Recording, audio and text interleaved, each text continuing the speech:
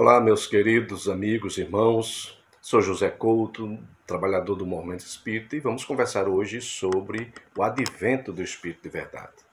Para darmos início à nossa atividade, vamos fazer a nossa prece, levando os nossos pensamentos e sentimentos a Jesus.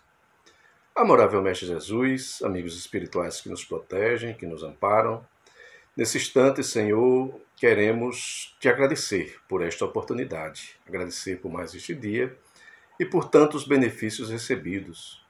Que os teus mensageiros possam ter conosco, Senhor, nesses instantes, ajudando-nos na compreensão da mensagem que será exposta. Que essa mensagem possa penetrar nos corações, as consciências, e como sementes fecundas venham a frutificar no amanhã. E assim, através dos nossos atos, através das nossas obras, possamos testemunhar de Ti, amparando, esclarecendo, consolando, amando, perdoando a todos aqueles que estão conosco na caminhada. Derrame, pois, Jesus, sobre todos nós, a Tua paz, a Tua luz, neste momento e sempre. Deus, nosso Pai, de Sua infinita bondade, Ele nos permite que, periodicamente, mensageiros do alto venham até nós para trazer-nos as Suas lições, aquilo que estamos necessitando para a nossa caminhada. E assim foi quando Moisés veio com a primeira revelação, trazendo-nos a ideia de um Deus justiça, de um Deus mais severo para organizar aquele povo.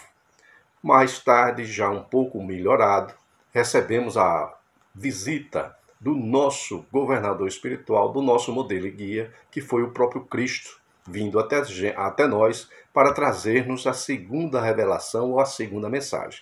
E Jesus chega dizendo-nos que vai implantar o reino dos céus em nossos corações. Aqueles seus discípulos, aqueles que o acompanhavam mais de perto, ficaram ansiosos e confiantes de que finalmente aqueles períodos de escravidão, de subjugação, iria acabar. Mas desde que de repente Jesus começa a prepará-los para seu retorno, para a sua volta ao mundo espiritual. E eles não compreenderam. Então Jesus vai dizer assim, conforme narra João: Se me amais, guardais os meus mandamentos, e eu rogarei a meu Pai, e ele vos enviará outro Consolador, a fim de que fique eternamente convosco, o Espírito de verdade, que o mundo não pode receber porque não vê e absolutamente não conhece. Mas quanto a vós, vós o reconhecereis, porque ficará convosco e estará em vós. Porém, o Consolador, que é o Santo Espírito, que meu Pai enviará em meu nome, vos ensinará todas as coisas e vos fará recordar tudo o que tenho dito. Isso está lá em João 14. Ora, os discípulos ficaram sem compreender exatamente aquele momento que Jesus, já antevendo os acontecimentos que adviriam, estava preparando os seus discípulos. Mas tudo sucedeu, Jesus volta ao mundo espiritual através da crucificação, mas a sua mensagem prosperaria, a sua mensagem iria se disseminar pelos quatro cantos para que a gente pudesse, então, compreender a nova mensagem, aquela nova visão que Jesus nos trouxe de Deus Pai, justo e misericordioso, e da existência e sobrevivência do Espírito quando ele próprio sobrevive à morte na crucificação e ao terceiro dia ele ressurge em Espírito para passar por mais 40 dias convivendo entre os seus. E assim, quando nós estávamos aptos a compreender a nova revelação, a nova mensagem, chega até nós a, então, terceira revelação, que é a doutrina dos Espíritos, ou o advento, a chegada do Espírito de verdade até nós. Chega a 18 de abril de 1857, em Paris, com o lançamento da obra O Livro dos Espíritos, assinada por Allan Kardec, que era, então, o pseudônimo do professor francês Hippolyte Léon Denisard Rivail. Allan Kardec, pois, vai nos trazer uma nova visão, uma nova mensagem, e ele definiria o Espiritismo como sendo a ciência que estuda a origem, a natureza e o destino dos espíritos, bem como a relação que há entre o mundo material e o mundo espiritual. Era uma revelação nova, uma ciência, uma filosofia de vida e uma religião para aqueles que a buscavam, com esse triplo aspecto chega, pois, a doutrina dos Espíritos com suas verdades, seus princípios que iria nos nortear, que iria nos ajudar. E aí, naquele momento em que vivíamos uma aflição imensa, o homem moderno, aquele homem pensador, o positivismo na Europa, questionava exatamente a existência de Deus.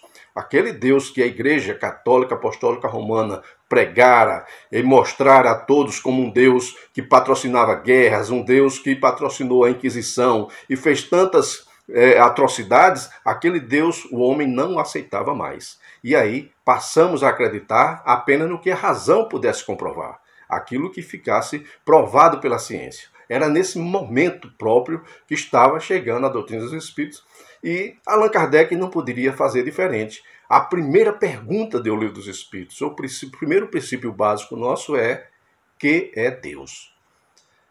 E os espíritos superiores vão nos dizer que Deus é a inteligência suprema, causa primeira de todas as coisas.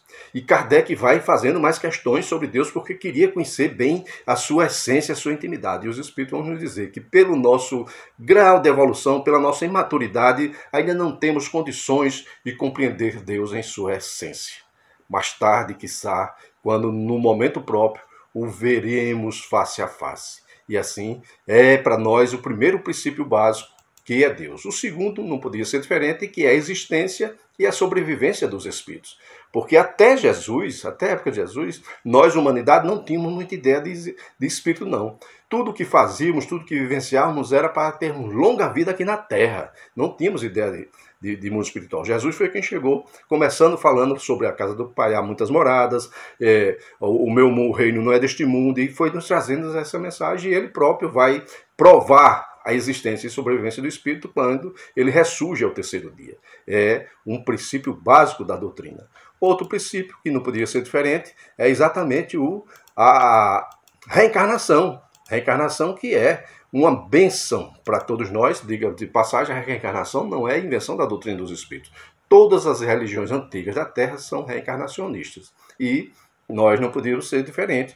A reencarnação que vem nos mostrar exatamente a bondade e justiça de Deus. Sem a reencarnação, ficaria incompreensível esse Deus bom e justo. Com tantas diversidades, com tantas diferenças, nós não poderíamos compreender a justiça de Deus, a bondade, se não fosse com a reencarnação, que vem muito bem explicada em toda a obra dos Espíritos.